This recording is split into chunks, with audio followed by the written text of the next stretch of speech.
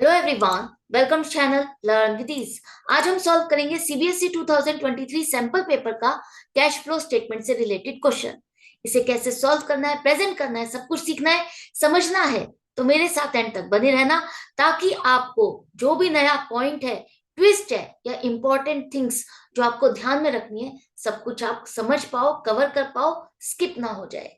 तो online classes के लिए आप मुझे इस नंबर पर व्हाट्सएप कर सकते हो अपना नाम और क्लास। और अगर आप सॉल्यूशन ढूंढ रहे हो टीएस ग्रेवाल और DK Goyal new edition book के, तो चैनल की प्लेलिस्ट को क्लिक करो, आपको सभी सॉल्यूशन अपलोडेड मिलेंगे। कम्युनिटी सेक्शन में एमसीक्यूज मिलेंगे क्विज की फॉर्मेट में, और एमसीक्यूज के सॉल्यूशन है शॉर्ट्स में। तो बहुत कुछ है चैनल पर, विजिट द चैनल। अच्छा लगे तो शेयर और सब्सक्राइब जरूर करना। क्वेश्चन में दिया है कि आशना एक सीबीएसई स्कूल है जिसका एक स्टार्टअप है स्मार्ट पे करके। उसकी बैलेंस शीट से रिलेटेड इंफॉर्मेशन है, जिसके बेस पर आपको कुछ कैश फ्लो स्टेटमेंट से रिलेटेड टर्म्स कैलकुलेट करने। कैश फ्लो स्टेटमेंट नहीं बनाना, उससे रिलेटेड टर्म्स कैलकुलेट करके आपको देनी है। तो सबसे पहला है net profit before tax and extraordinary item. तो net profit before tax and extraordinary item के लिए आपको सबसे पहले चाहिए वो नेट प्रॉफिट जो हमने बैलेंस शीट में ट्रांसफर किया। ड्यूरिंग द ईयर हमें प्रॉफिट कितना हुआ वो कैलकुलेट करने के लिए आपके पास इंफॉर्मेशन क्या है। यहाँ स्टार्टिंग में देखो, यहाँ लिखा है 7,50,000 कि इस कंपनी ने इस साल 7,50,000 रुपए का प्रॉफिट अर्न किया आफ्टर ऑल एप्रोप्रिएशंस। मतलब सारी चीजों को प्लस माइनस करने के बाद जो बैलेंस शीट में प्रॉफिट ट्रांसफर किया वो बैलेंस है 7,50,000।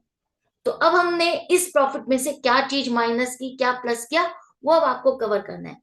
तो जनरली हम प्रॉफिट का एक हिस्सा रिजर्व में ट्रांसफर करते हैं, या डिविडेंड बांटा है, या टैक्स एस्टिमेटेड टैक्स हमने जो अपने प्रॉफिट में से लेस किया है। ये तीन चीजें आपको कवर करनी है, इसको वापस से आपको प्लस करना है। तो चेक करो, रिजर्व में आपके पास है जनरल रिजर्व। जनरल रिजर्व दोनों ही साल में सेम बैलेंस है, इसका मतलब ना तो इंक्रीज हुआ, इंक्रीज होता तो हम कहते कि हाँ हमने प्रॉफिट का एक हिस्सा रिजर्व में ट्रांसफर किया। इंक्रीज तो हुआ ही नहीं है, तो हमारा जनरल रिजर्व में तो हमने ट्रांसफर किया ही नहीं। सिक्योरिटीज प्रीमियम अकाउंट आपका रिजर्व एंड सरप्लस का हिस्सा है, लेकिन सिक्योरिटीज प्रीमियम में वो बैलेंस आता है जो आपको शेयर्स या डिवेंचर से रिलेटेड एक्स्ट्रा पैसा मिलता है, तो इसको आप यहाँ पर कवर नहीं करोगे। इसके बाद आता है डिविडेंड। क्या हमने इस साल डिविडेंड दिया है? यहां पर दिया है कि प्रपोज डिविडेंड था प्रीवियस ईयर का 1,60,000 और इस साल का 2 लाख। तो इसकी कंडीशन क्या होती है कि अगर हमें इस साल प्रॉफिट होगा तो हम लास्ट ईयर का डिविडेंड देंगे। तो हमें प्रॉफिट तो हुआ है, इसका मतलब हमने ये डिविडेंड भी शेयर होल्डर्स को दिया। तो वापस से प्लस कर दो 1,60,000। साथ में आपके पास यहाँ पर इंफॉर्मेशन है कि हमने इंटरिम डिविडेंड भी पे किया है, ड्यूरिंग द ईयर और डिविडेंड भी पे किया 90,000। तो ये भी आप प्लस करोगे यहाँ पर 90,000। इसके बाद टैक्स का प्रोविजन जो आपने किया, टैक्स का प्रोविजन कौन सा लोगे? करंट ईयर का 80,000 आपने अपने प्रॉफिट में से करंट ईयर के टैक्स का एस्टिमेटेड अमाउंट जो लेस किया था उसे वापस प्लस करेंगे। तो ये सब प्लस करने के बाद जो आपके पास अमाउंट आई वो है नेट प्रॉफिट बिफोर टैक्स। अब आपको एक्स्ट्रा ऑर्डिनरी आइटम्स के लिए भी चेक करना है। एक्स्ट्रा ऑर्डिनरी आइटम का क्या मतलब है?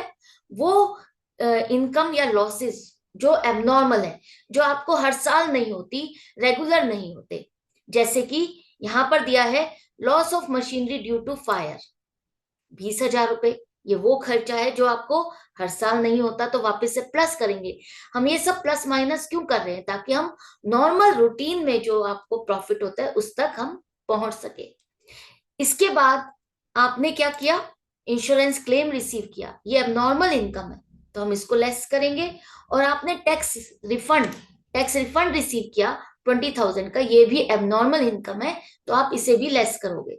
तो प्लस माइनस करने के बाद आपके पास आ गया net profit before tax and extraordinary item 10,70,000। तो फर्स्ट हमने कैलकुलेट कर लिया। इसके बाद आपको करना है operating profit before working capital changes. तो operating profit before working capital changes के लिए सबसे पहले जो आपको चाहिए होता है net profit before tax and extraordinary item, जो कि अभी हमने कैलकुलेट किया 10,70,000। इसके बाद हम नेक्स्ट स्टेप में एडजस्टमेंट्स करते हैं non cash and non operating item की। तो नॉन कैश का मतलब है डेप्रिसिएशन, या कोई इंटेंजिबल एसेट आपने राइट ऑफ की है, या एसेट को बेचने पर प्रॉफिट या लॉस हुआ, या आपको कोई फाइनेंस या इन्वेस्टिंग एक्टिविटी से रिलेटेड खर्चा या इनकम हुई। तो वो सारी एडजस्टमेंट्स करनी है। तो सबसे पहले चेक करते हैं क्या डेप्रिसिएशन है। हाँ, यहाँ पर आपको दिया है कि हमने डेप्रिसिएशन लगाया ड्यूरिंग द ईयर 40,000 का डेप्रिसिएशन नॉन कैश आइटम है, तो वापस से प्लस कर देंगे। इसी तरह से आपके यहाँ पर गुडविल परचेज आ रहा है 20,000, और गुडविल 80,000 से 30,000 भी हो गई है, डिक्रीज भी हो रही है और परचेज भी किया है। तो इसके लिए आपको इसका अकाउंट बना के देखना होगा। तो इसका अकाउंट बनाते हैं हम। ओपनिंग बैलेंस है 80,000, क्लोजिंग है 30,000। हम कह रहे हैं कि हमने इस साल 20,000 की गुडविल परचेज की, तो ये तो हो गया बैलेंस 1 लाख का। 1 लाख का क्रेडिट डेबिट साइड का टोटल है। तो क्रेडिट साइड में जो डिफरेंस है इसका मतलब वो क्या है, 70,000 की हमने गुडविल राइट ऑफ की है। तो ये जो राइट ऑफ किया आपने, पहले जो गुडविल खरीदी थी आज नहीं खरीदी है, वो जो पहले खरीदी थी गुडविल अब आपने उसको खर्चों में ट्रांसफर किया है, तो वो एक नॉन कैश आइटम है, इसलिए हम इसको वापस से प्लस करेंगे 70,000। इन दो चीजों के बाद और क्या हो सकता है, जैसा कि मैंने कहा था एसेट को बेचते हुए लॉस या प्रॉफिट होना, तो एसेट हमने कोई सेल नहीं की है तो वो नहीं आएगा। लेकिन यहां पर आपको दिया है कि interest on non current investment से 30,000। अब नॉन करेंट इन्वेस्टमेंट्स आपकी किस सेक्टर में कवर होगी, किस एक्टिविटी में कवर होगी, इन्वेस्टिंग एक्टिविटीज। तो उससे रिलेटेड इनकम जो आपने प्रॉफिट एंड लॉस में डाली है वो नॉन ऑपरेटिंग आइटम हो गई, तो इसलिए हम इसको लेस करेंगे। ये इनकम आप इन्वेस्टिंग एक्टिविटीज में शो करोगे, यहां नहीं। तो इसको लेस करने के बाद अब आपकी आ गई है operating profit before working capital changes 11,50,000। I hope ये क्लियर हो गया। यही टर्म आपसे पूछी थी, हमने कैलकुलेट कर ली। करंट एसेट करंट लायबिलिटी से रिलेटेड एज सच हमारे पास इंफॉर्मेशन नहीं है, उसको करना भी नहीं है आपको और पूछा भी नहीं है। इसके बाद नेक्स्ट आता है आपका इन्वेस्टिंग एक्टिविटीज। तो इन्वेस्टिंग एक्टिविटीज में हम क्या कवर करते हैं, अपनी जो नॉन करेंट एसेट्स है उनमें जो आपने इंक्रीज हुआ या डिक्रीज हुआ, परचेज किया, सेल किया, वो सब कवर करना है। तो आपके पास यहाँ पर मशीनरी दी हुई है, मशीनरी जो कि लास्ट ईयर थी 2 लाख और करंट ईयर में 3 लाख का बैलेंस है। ड्यूरिंग द ईयर हमने इस पर डेप्रिसिएशन लगाया 40,000, राइट। इसके बाद हमारी मशीनरी जल करके लॉस हो गया, loss of machinery due to fire. 20,000 की मशीनरी थी जो जल करके हमें नुकसान हो गया। 20,000 की मशीनरी का हमें इंश्योरेंस क्लेम 10,000 मिल गया, तो बाकी 10,000 क्या हुआ, नुकसान, जो कि हमने statement of profit and loss में रिकॉर्ड किया है, राइट। तो ये 10,000 रुपीज हम यहाँ पर वापस से यहाँ पर लिखेंगे, क्योंकि जो 20,000 की मशीनरी आपने लॉस हो गया फायर से, वो अब आपको यहाँ इस सेगमेंट में से हटानी होगी, क्योंकि वो अब आपके पास नहीं है। तो 10,000 का तो नुकसान हुआ और 10,000 आपको मिल गए। अब आपके दिमाग में जो पॉइंट घूम रहा है वो ये कि हमने इसको ऑपरेटिंग एक्टिविटी में क्यों नहीं लिखा इस लॉस को। वो इसलिए क्योंकि जब हमने स्टार्टिंग में net profit before income before tax and extraordinary item calculate किया था, तो उसी टाइम पर हमने इस लॉस को कवर कर लिया है, तो दोबारा इसको वापस से वहां पर प्लस नहीं करना था, राइट। अब ये यहां पर आपका आ गया कि 10,000 हमें मिले, 10,000 का नुकसान हुआ। इसके बाद देखो क्रेडिट साइड का टोटल आपका 3,60,000 है, तो डेबिट साइड में जो डिफरेंस आ रहा है वो क्या है, इसका मतलब हमने मशीनरी परचेज की, 1,60,000 की मशीनरी परचेज की। तो अब आ जाते हैं एक्टिविटीज में। आपने ये देखा कि कितनी एसेट हमने परचेज की, सेल की, क्या आपको कवर करना है। तो सबसे पहले हमें जो इंश्योरेंस क्लेम रिसीव हुआ, एक तरह से वो जो एसेट थी 20,000 की आपके नुकसान हो गया, उसके बदले में आपको 10,000 मिले। तो एक तरह से ये सेल प्रोसीड्स ही आप ये मान के चलो, जैसे एसेट को बेचते हो तो आपको पैसा मिलता है, वो आप इनफ्लो दिखाते हो, इसी तरह से वो एसेट के बदले आपको 10,000 रुपए मिले, तो यही आप इनफ्लो दिखाओगे। इसके बाद आपने इंटरेस्ट रिसीव किया था नॉन करेंट इन्वेस्टमेंट पे 30,000। 30,000 कैसे आया था, जो आपको इंफॉर्मेशन दी है 30,000 वही हमने कवर की है। Investment during the year 1 lakh से इंक्रीज हो रही है, तो हम यही मान के चलेंगे कि 1 लाख रुपीस की जो इन्वेस्टमेंट है वो एंड ऑफ द ईयर आपने की है, एंड ऑफ द ईयर 31 मार्च को ये इन्वेस्टमेंट फर्दर खरीदी है, जिस पर हम इंटरेस्ट कैलकुलेट नहीं करेंगे। तो 30,000 का बनता था, 30,000 हमने रिसीव कर लिया 3 लाख पर। इसके बाद आपने जो परचेज किए मशीनरी, आउटफ्लो हो गया 1,60,000। Non current investment end of the year आपने खरीदी 1 लाख, आउटफ्लो है। गुडविल आपने परचेज की 20,000, आउटफ्लो। तो टोटल आउटफ्लो हो गया 2,80,000 का। नेट अगर आप देखते हो तो माइनस में आंसर आ रहा है। It means cash used in investing activities 2,40,000। Investing activity भी कवर करने के बाद अब आपसे कहा गया है finance activities, cash flow from finance activities cover करो। तो फाइनेंस एक्टिविटीज में हम कौन सा सेक्शन कवर करेंगे?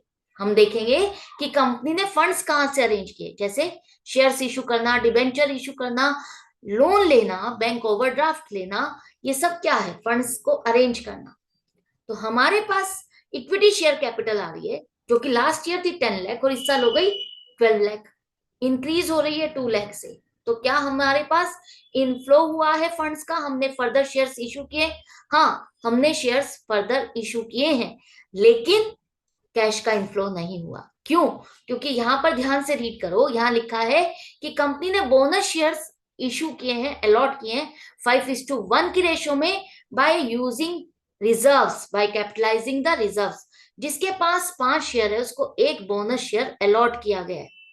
तो अगर 10 लाख रुपए के शेयर हैं तो इसका मतलब 5 से डिवाइड करोगे तो 2 लाख रुपीस के आपने फर्दर शेयर्स अलॉट किए एज ए बोनस, अपने रिजर्व्स यूज के। कौन सा रिजर्व? सिक्योरिटीज प्रीमियम का जो बैलेंस होता है वो हम बोनस शेयर्स अलॉट करने में यूज करते हैं। तो जो कि पिछले साल 5 लाख था, इस साल 3 लाख, 2 लाख का डिफरेंस आ रहा है, डिक्रीज हो रहा है, वो हमने यूज किया इस साल के शेयर्स को इशू करने में, अलॉट करने में बोनस शेयर्स। तो ये इनफ्लो नहीं आएगा यहाँ पर। तो इस तरह से कोई भी इंफॉर्मेशन है, बहुत इंपॉर्टेंट पॉइंट है, याद रखना। इसके बाद दूसरा और क्या हो सकता है? डिबेंचर्स है नहीं, बैंक ओवरड्राफ्ट है आपका, जो कि इंक्रीज हुआ 50,000 से। तो इंक्रीज होने का मतलब है आपने और लोन लिया है, तो इनफ्लो 50,000 का। हमने ड्यूरिंग द ईयर पेमेंट की है डिविडेंड की 1,60,000 और इंट्रीम डिविडेंड पे किया 90,000। तो ये आउटफ्लो हो गया 2,50,000। तो नेट अमाउंट जो आ रही है नेगेटिव आ रही है, इसका मतलब cash used in finance activities 2 lakh है। जैसा जैसा क्वेश्चन में कहा था हमने एक एक सेक्टर को कवर किया और कैलकुलेट किया।